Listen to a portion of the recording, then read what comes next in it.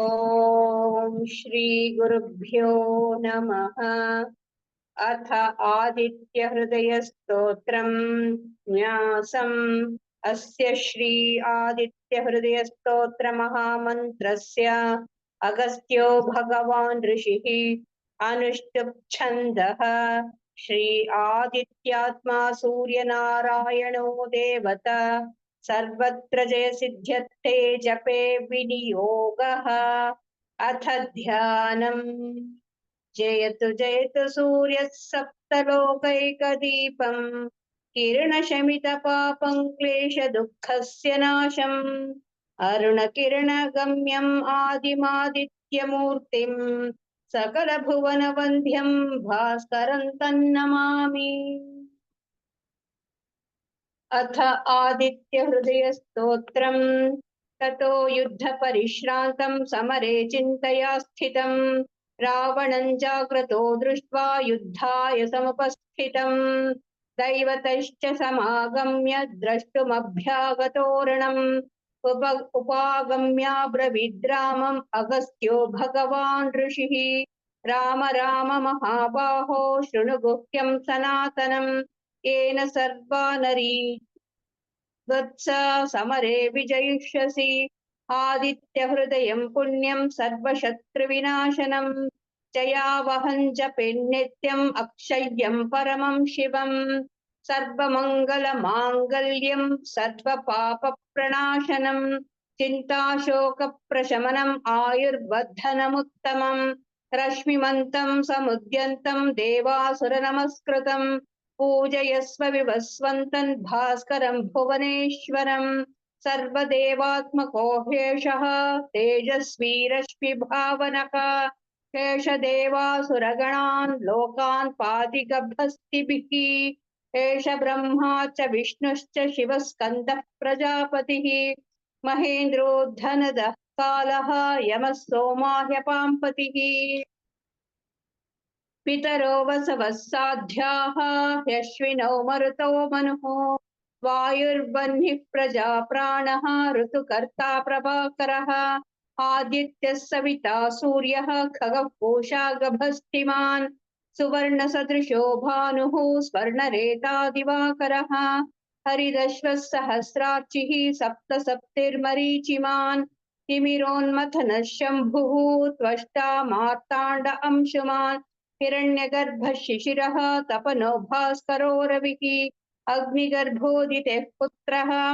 शङ्खः शिशिरनाशनः व्योमनाथस्तमो भेदी रुच्यजुस्सामपारगः घनवृष्टिरपां मित्रः विन्ध्यवीथीप्लवङ्गमः आतपीमण्डली मृत्युः पिङ्गलः सर्वतापनः कविर्विश्वो महातेजाः रक्तः सर्वभवोद्भवः नक्षत्रग्रहताराणाम् अधिपो विश्वभावनः तेजसामपि तेजस्वी द्वादशात्मन्नमोऽस्तु ते नमः पूर्वाय गिरये पश्चिमायाद्रये नमः ज्योतिर्गणानां पतये दिनाधिपतये नमः जयाय जय भद्राय हर्यश्वाय नमो नमः नमो नमः सहस्रांशः आदित्याय नमो नमः नम उग्राय वीराय सारंगाय नमो नमः नमः पद्मप्रबोधाय मार्ताण्डाय नमो नमः ब्रह्मेशानाच्युतेशाय सूर्यायादित्यवर्चसे भास्वते सर्वभक्षाय रौद्राय वपुषे नमः तमोघ्नाय हिमघ्नाय शत्रुघ्नायामितात्मने कृतघ्नघ्नाय देवाय ज्योतिषां पतये नमः तप्तचामीकराभाय वह्नये विश्वकर्मणे नमस्तमोभिनिघ्नाय रवये लोकसाक्षिणे नाशयत्येष वैभूतं तदेव सुजते प्रभुः पायत्येष तपत्येषः वर्षत्येष गभस्तिभिः एष सुप्तेषु जागर्ति भूतेषु परिनिष्ठितः एष हेवाग्निहोत्रं च फलं चैवाग्निहोत्रिणां वेदाश्चक्रतवश्चैव क्रतूनां फलमेव च यानि कृत्यानि लोकेषु सर्व एष रविः प्रभुः तेन मापत्सु कृच्छ्रेषु कान्तारेषु भयेषु च कीर्तयन् पुरुषः कश्चित् नावसीदति राघव पूजयस्वैनमेकाग्रः देवदेवं जगत्पतिम् एतत् त्रिगुणितं जप्त्वा युद्धेषु विजयिष्यसि अस्मिन् क्षणे महाबाहो रावणं त्वं वधिष्यसि एवमुक्त्वा तदागस्त्यः जगाम च यथागतम् एतत् श्रुत्वा महातेजाः नष्टशोको भवत्तदा धारयामास सुप्रीतः राघवः प्रयतात्मवान् आदित्यं प्रेष जप्त्वा तु परं हर्षमवाप्तवान् त्रिराचम्य शुचिर्भूत्वा धनुरादाय वीर्यवान् रावणं प्रेक्ष्य हृष्टात्मा युद्धाय समुपागमत् सर्वयत्नेन महता वधे तस्य धृतोऽभवत् अथर्व रविरवदन्निरीक्ष्य रामम् मुदितमनः परमं प्रहृष्यमाणः निशिजपति संशयं विदित्वा सुरगणमध्यगतो वचस्त्वरेति अथ आदित्यहृदयस्तोत्रम् ततो युद्धपरिश्रान्तं समरे चिन्तया स्थितम् रावणं जाग्रतो दृष्ट्वा युद्धाय समुपस्थितम् दैवतश्च समागम्य द्रष्टुमभ्यागतोरणम् उपागम्याब्रवीद्रामम् अगस्त्यो भगवान् ऋषिः राम राम महाबाहो शृणु गुह्यं सनातनम् येन सर्वा नरीन् वत्सा समरे विजयिष्यसि आदित्यहृदयं पुण्यं सर्वशत्रुविनाशनम् जयावहं जपेन्नित्यम् अक्षय्यं परमं शिवम् सर्वमङ्गलमाङ्गल्यं सर्वपापप्रणाशनं चिन्ताशोकप्रशमनम् आयुर्वर्धनमुत्तमम् रश्मिमन्तं समुद्यन्तं देवासुरनमस्कृतं पूजयस्व विवस्वन्तं भास्करं भुवनेश्वरम् सर्वदेवात्मको ह्येषः तेजस्वी रश्मिभावनः एष देवासुरगणान् लोकान् पाति गभस्तिभिः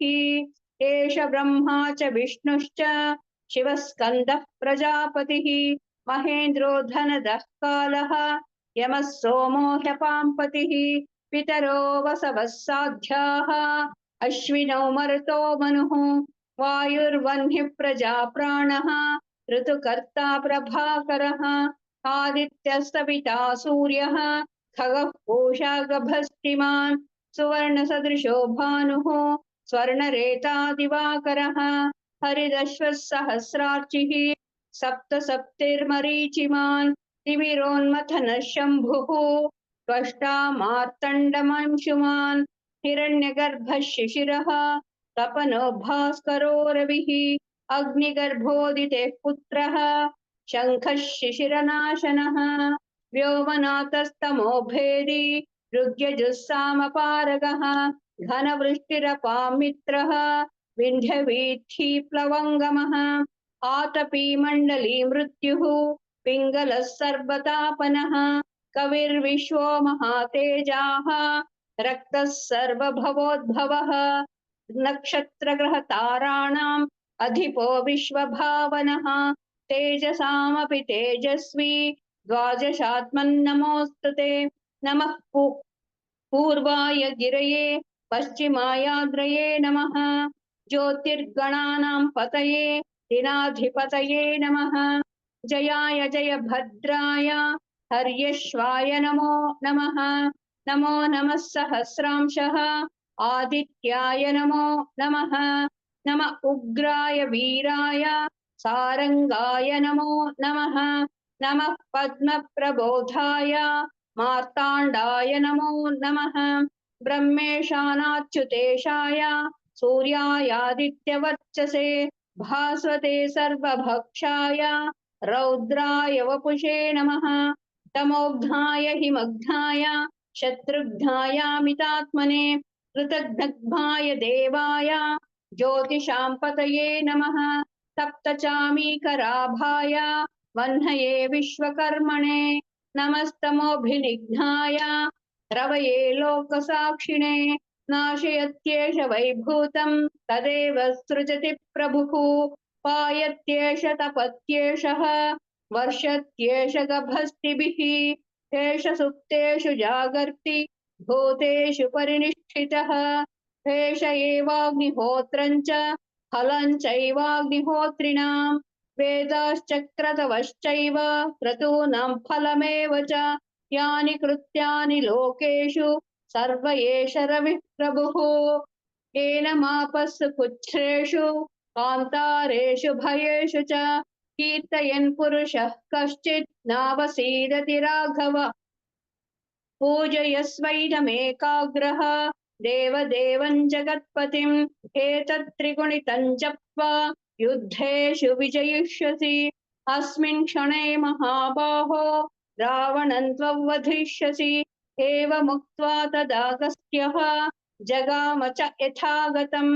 एतत् श्रुत्वा महातेजाः नष्टशोको भवत्तदा धारयामास सुप्रीतः राघवः प्रयतात्मवान् आदित्यं प्रेष जप्त्वा तु परं हर्षमवाप्तवान् क्रिराचम्य शुचिर्भूत्वा धनुरादाय वीर्यवान् रावणं प्रेक्ष्य हृष्टात्मा युद्धाय समुपागमत् सर्वयत्नेन महता वधे तस्य धृतोऽभवत् अतरविरवदन् निरीक्ष्य रामम् मुदितमनः परमं प्रहृष्यमाणः निशिचरपति संशयं विदित्वा सुरगणमध्यगतो वचस्त्वरेति अथ आदित्यहृदयस्तोत्रम् ततो युद्धः परिश्रान्तं समरे चिन्तया स्थितम् रावणं जाग्रतो दृष्ट्वा युद्धाय समुपस्थितम्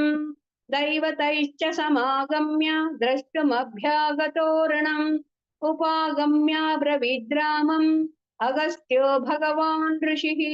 राम राम महाबाहो शृणु गुह्यं सनातनम् येन सर्वा नरीन् वत्स समरे विजयिष्यसि आदित्यहृदयं पुण्यं सर्वशत्रुविनाशनं जयावहं जपेन्नित्यम् अक्षय्यं परमं शिवम् सर्वमङ्गलमाङ्गल्यं सर्वपापप्रणाशनं चिन्ताशोकप्रशमनम् आयुर्वर्धनमुत्तमम् रश्मिमन्तं समुद्यन्तं देवासुरनमस्कृतं पूजयस्व विवस्वन्तं भास्करं भुवनेश्वरं सर्वदेवात्मको ह्येषः तेजस्वी रश्मिभावनः एष देवासुरगणान् लोकान् पाति गभस्तिभिः एष ब्रह्मा च विष्णुश्च शिवः स्कन्दः प्रजापतिः महेन्द्रो धनरः कालः यमः सोमा ह्यपाम्पतिः पितरो वसवः साध्याः ह्यश्विनौ मरुतो मनुः वायुर्वह्निः प्रजाप्राणः ऋतुकर्ता प्रभाकरः आदित्यः सविता सूर्यः खगः पूषा गभस्तिमान् सुवर्णसदृशो भानुः स्वर्णरेता दिवाकरः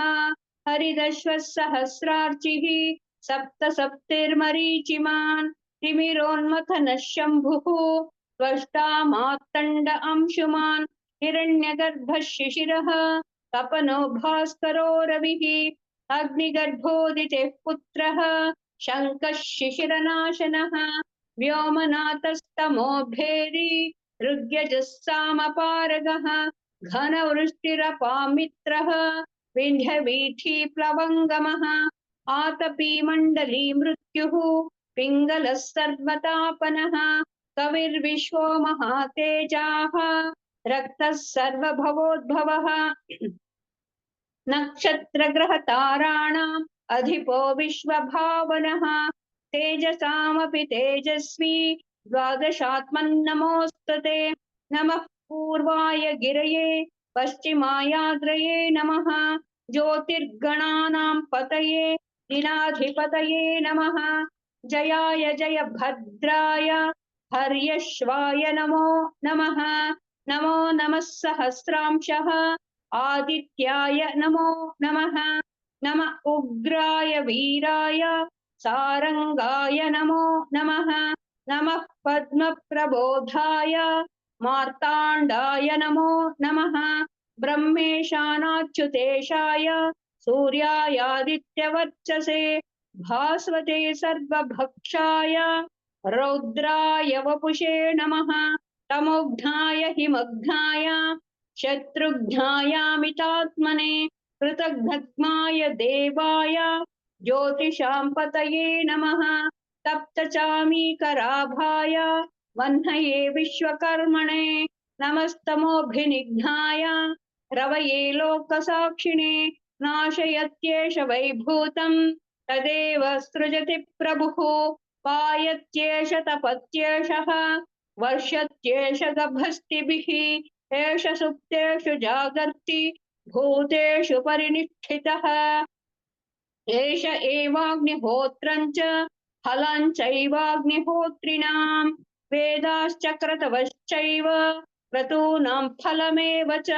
यानि कृत्यानि लोकेषु सर्व एष रविः प्रभुः एनमापत्सु कृच्छ्रेषु कान्तारेषु भयेषु च कीर्तयन् पुरुषः कश्चित् नावसीदति राघव पूजयस्त्वैनमेकाग्रः देवजेवन् जगत्पतिम् एतत् त्रिगुणितं जप्त्वा युद्धेषु विजयिष्यसि अस्मिन् क्षणे महाबाहो रावणं त्ववधिष्यसि एवमुक्त्वा तदागस्त्यः जगाम च यथागतम् एतच्छ्रुत्वा महातेजाः नष्टशोको भवत्तदा धारयामास सुप्रीतः राघवः प्रयतात्मवान् आदित्यं प्रेक्ष्य जप्त्वा तु परं हर्षमवाप्तवान् त्रिराचम्य शुचिर्भूत्वा धनुरादाय वीर्यवान् रावणं प्रेक्ष्य हृष्टात्मा युद्धाय समुपागमत् सर्वयत्नेन महता वधे तस्य धृतोऽभवत् अत रविर्रवदन्निरीक्ष्य रामम् मुदितमनः परमं प्रहृष्यमाणः निशिरपति संशयं विदित्वा सुरगणमध्यगतो वचस्त्वरेति इति आदित्यहृदयस्तोत्रं समाप्तम् सूर्यसुन्दरलोकनाथममृतं वेदान्तसारं शिवम् ज्ञानं ब्रह्ममयं सुरेशममलं लोकैकचित्तं स्वयम् इन्द्रादित्यनराधिपं सुरगुरुं त्रैलोक्यचूडामणिम् विष्णुब्रह्मशिवस्वरूपहृदयौ वन्दे सदा भास्करम् भानो भास्करमार्ताण्डचर्मचण्डरश्मे दिवाकर आयुरारोग्यमैश्वर्यौ विद्यां देहि नमोऽस्तु ते इति श्रीमद्वाल्मीकि रामायणे युद्धकाण्डे सप्तोत्तरशततम सर्गात्मकम् आदित्यहृदयस्तोत्रं समाप्तम्।